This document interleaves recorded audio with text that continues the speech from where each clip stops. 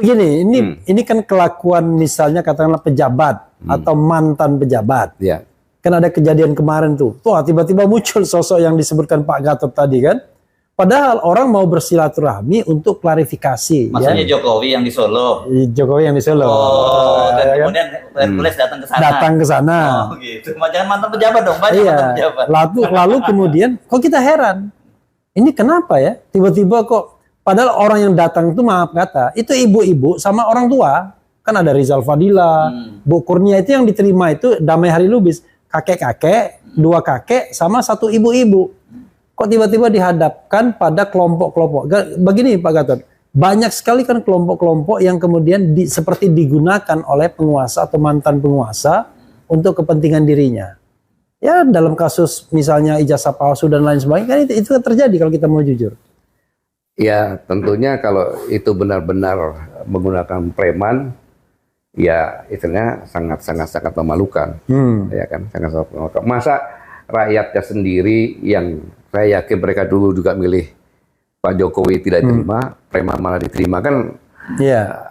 Ya saya melihat kenyataan seperti ini aja gitu kan. Ini kan apa saya mau ngomong ya? Susah ngomongnya kok. Geli. Ya?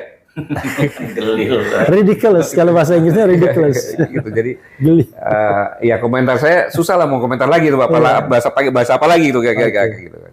Nah, tapi ini yang menarik dalam kasus Hercules ya. Saya mesti bikin Pak Gatot pasti punya informasi lebih dibandingin kita ya.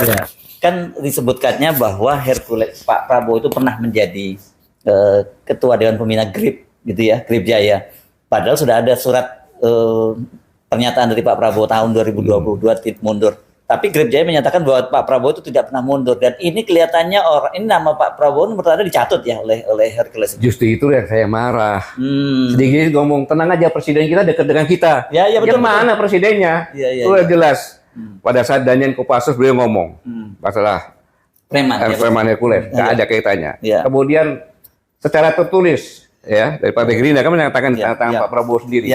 Nggak ada kaitannya. Sekarang saya tegaskan sini, tidak mungkin Presiden saya Prabowo itu membackup preman kayak GRIP yang berbaju ormas. Nggak mungkin tuh ya. Saya tidak yakin dan tidak mungkin. Karena yang mereka jual kan kadang-kadang persepsi. Walaupun informasi tidak, itu tapi kan wajar persepsi. lah, namanya juga usaha lah Bang. Ya, tapi begini, kalau misalnya tidak ada strong rejection ya dari istana misalnya. Bantahan keras gitu ya. Ya saya mewakili sebagai rakyat Indonesia.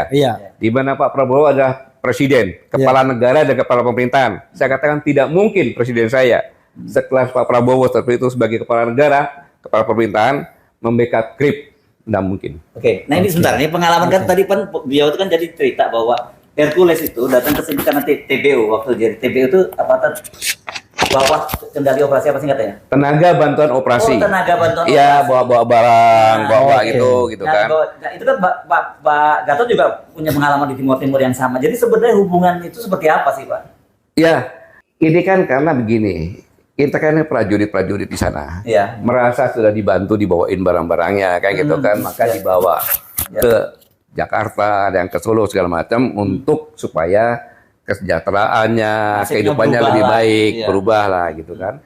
Tapi justru dia mengatakan katanya pensiunan. Padahal yang bawa dia ke sini sudah pensiun itu. Sudah pensiun lah, zamannya tahun 80-an lah kan gitu. Udah pensiun. Saya pun bawa, saya tidak pernah dia apa enggak. Saya bawa juga TBU. Bawa juga ke sini. Ya kan? Karena dia memang orang hebat. Waktu itu dia masih SMP kelas 1 untuk saya. Ke sini habis itu karena dia bandel di sekolah sama istri saya. Ngomongnya sekolah, tapi dia bawa bola dia. Bawa apa? Bawa bola. Main bola. Jadi gitu istri saya lagi di timur lagi kan, saya bolak-balik ke sana. Ditanya sama sebagai orang tua kan dia kan, karena itu saya anggap sebagai anak saya. Dia nggak naik kelas. Loh kenapa? Nggak pernah sekolah katanya. Rupanya main bola, dimarahin. Kan gitu. Ya kaburlah ke orang tua saya di Solo. Iya, ketemu orang tua ya sama ke ayah saya kan. Dia tahu ke ayah saya main-main. Tiba-tiba dia udah menjadi orang ketika saya kasat. Dia ngadep saya. Siapa kau? Saya tempelin aja dia. Kau kurang aja kau aja. Dan dia nggak pernah bawa nama saya. Gitu. Oke. Nah, ini kan penting diklarifikasi ya, Bung Refli, karena selama ini kan yang yang persepsi publik itu bahwa dia ini seperti itu karena dilindungi oleh Pak Prabowo Presiden. Iya. Jadi Dan karena dia berjasa dengan Pak Prabowo juga. Nah, dan dia mengklaim itu kan, dia Iya. selalu mengklaim bahwa Apa jasanya? Ceritakan dong. Iya. Iya. Jasanya apa ceritakan? Terhadap negara Kesatuan Republik Indonesia ini jasanya apa? Berjasa terhadap Pak Prabowo-nya. Ya jasa angkat barang kan tidak dibayar juga itu kan. Cuma karena mungkin Pak Prabowo ya hatinya baik kan gitu. Kamu ikut mungkin, tapi saya yakin bukan Prabowo juga kan gitu.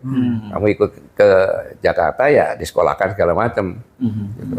Oke. Karena kalau kita tahu gini, nama ini kan sudah lama ya, sudah katakanlah barangkali udah puluhan tahun ya.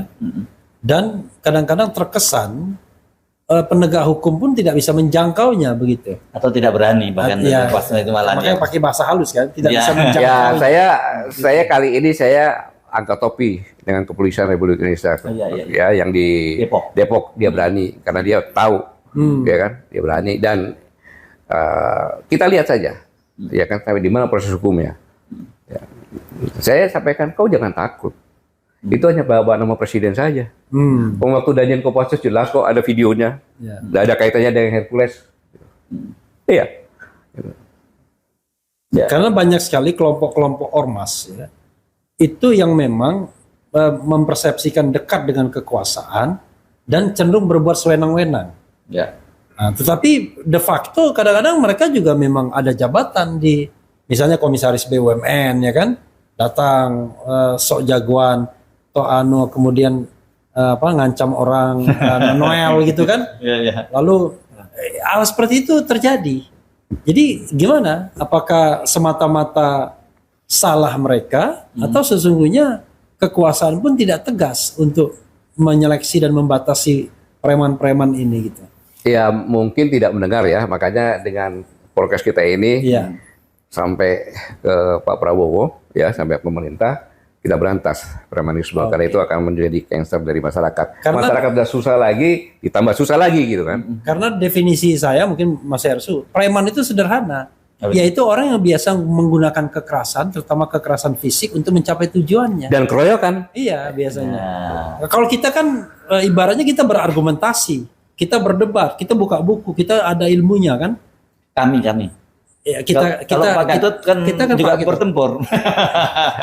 Enggak sekarang kan. Jadi kita berargumentasi. Nah argumentasi itu kadang-kadang dihadapi dengan kekerasan fisik yang nggak mungkin juga kita layani begitu. Nah, karena itu kan penegakan hukum harus jelas. Dan negara harus hadir. Negara harus hadir. Gitu. Masa tiba-tiba Hersu Beno berkelahi kan nggak mungkin, memalukan. Oke, Pak Gatot clear ya soal ini ya, soal preman dan sebagainya, tegas sikapnya jelas beliau dan saya kira ini meskipun mungkin kita nggak akan mendapat konfirmasi langsung dari Pak Prabowo, tapi sebagai sesama perwira yang juga sama-sama di Timur Timur, kita bisa dapat gambaran lah seperti apa sebenarnya kedekatan. Sama-sama bintang 4. Ya, oke. Iya, waktu itu saya masih letnan atau kapten ya ketika Pak Prabowo di sana, beliau memimpin tim Bravo dan saya bergerak bersama-sama tim Bravo juga gitu sana. Jadi waktu itu beliau pangkatnya apa? Letkol. Ya, komandan batalion ya. Dan satu waktu itu. Mungkin Pak Gatot dari saya mungkin ya. Ada nggak imbauan Pak Gatot? Jangan kepada para preman, yang preman tuh selama masih ada usernya, tetap aja dia akan eksis. Tapi kepada siapapun yang menggunakan, terutama kalau dia pejabat publik. Karena dulu kita mengenal buzzer kan, yang separuh preman kan, itu kan dibilang, wah ini peliharaannya si X, peliharaannya si Y, dan mereka juga ada sebagian yang ngaku kalau dapat katakanlah uang setoran setiap saat. Nah, terhadap mereka yang memelihara preman untuk kepentingan politik, ekonomi, sosial, hukum mereka, mungkin silakan Pak Gatot ngomong. Marah-marah juga nggak apa-apa, kayak Hercules tadi. Ya, Bung Yasul, Bang Refli, selama 2 bulan ini kan saya merenung. Merenung, ternyata semakin saya merenung, semakin saya mendalami kondisi dunia dan kondisi negara kita, semakin menakutkan. Ya. Rakyat kita sudah 280 juta sekarang. Kemudian kondisi ekonomi kita hanya bagaimana menjual bahan baku, ya kan, kemudian kembali ke sini menjadi pasar karena kita ada banyak. Ketika terjadi perang pasaran antara Cina sama Amerika, kemudian Ukraina semakin Putin juga menyatakan ini, dan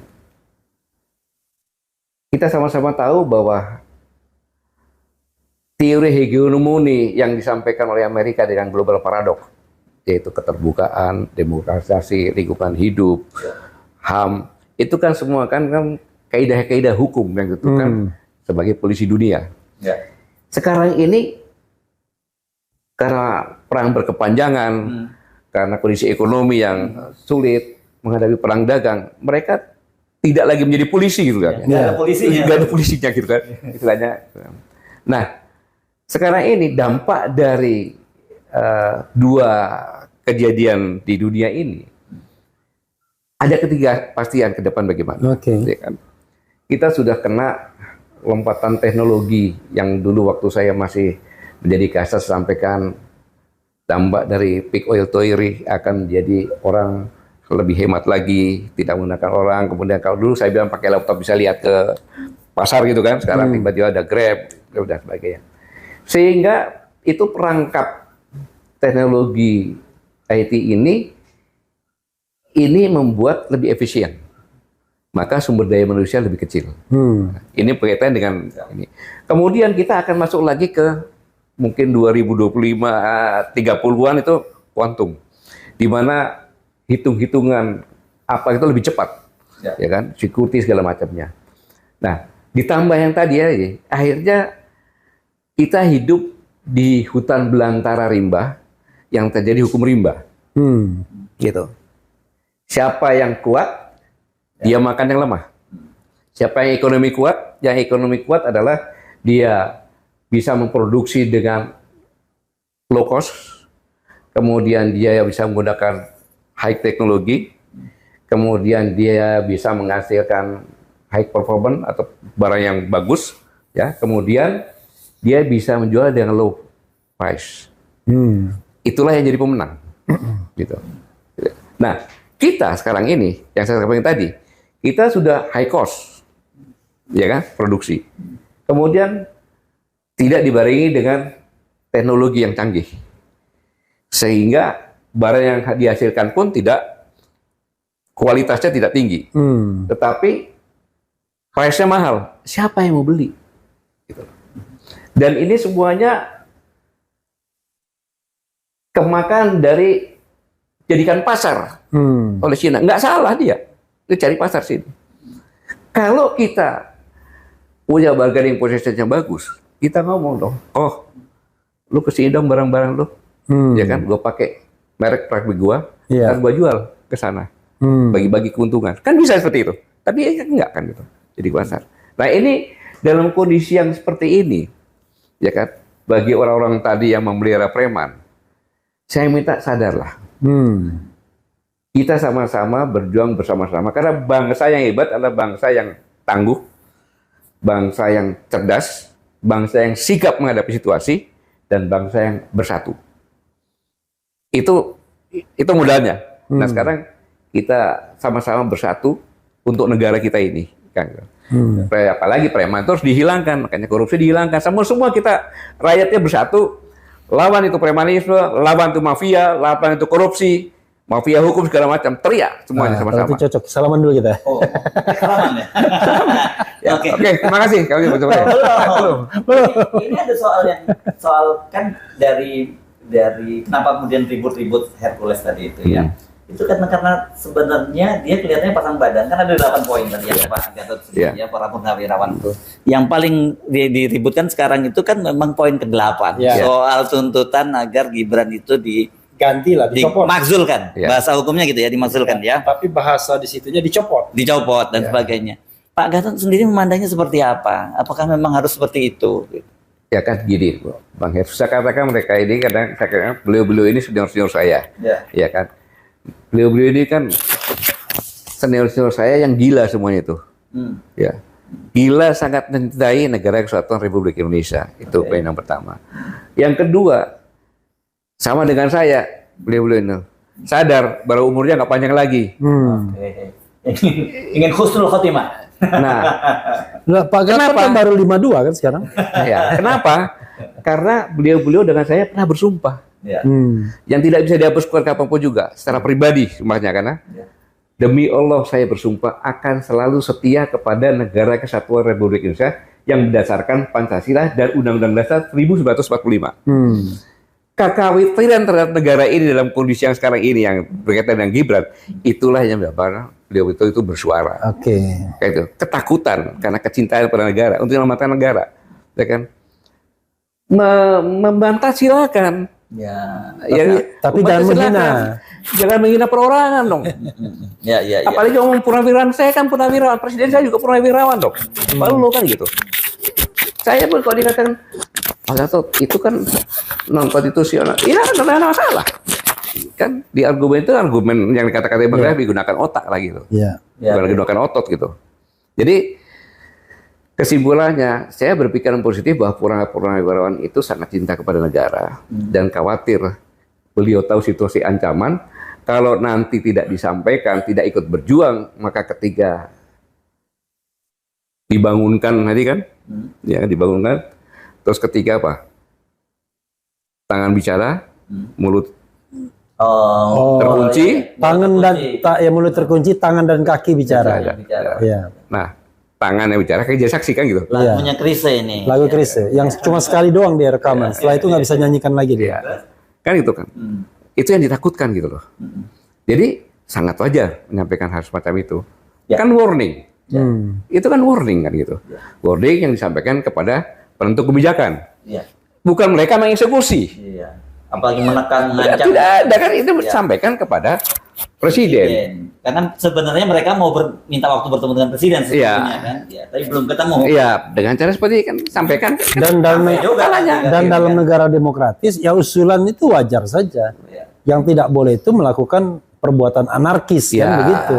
Dan yang dilakukan kan rapat, menyampaikan pendapat, ditulis, kita tangani, disampaikan kepada presiden. Ya. Walaupun saya tidak ada di situ karena saya ada acara kawinan. Nah itu kalau gitu kita pertanyaannya, sikap pribadi Pak Gatot sendiri, saya nggak tahu sebagai personal atau sebagai presidium koalisi aksi menyelamatkan Indonesia. Apakah itu salah satu menurut Pak Gatot memang langkah yang harus dilakukan untuk menyelamatkan masa depan bangsa ini? Nah, sebelumnya klarifikasi, di situ ada 103 jenderal yang tanda tangan. Pak Gatot ikut tanda tangan nggak? Saya tidak. Enggak ya, oke, sudah klarifikasinya itu aja. Lanjut, silakan. Saya katakan tadi kan itu persepsi dari para purnawirawan karena kekhawatirannya. Kekhawatirannya. Saya tidak ikut situ karena saya ikut tadi di perkawinan di teman saya gitu. Jadi ya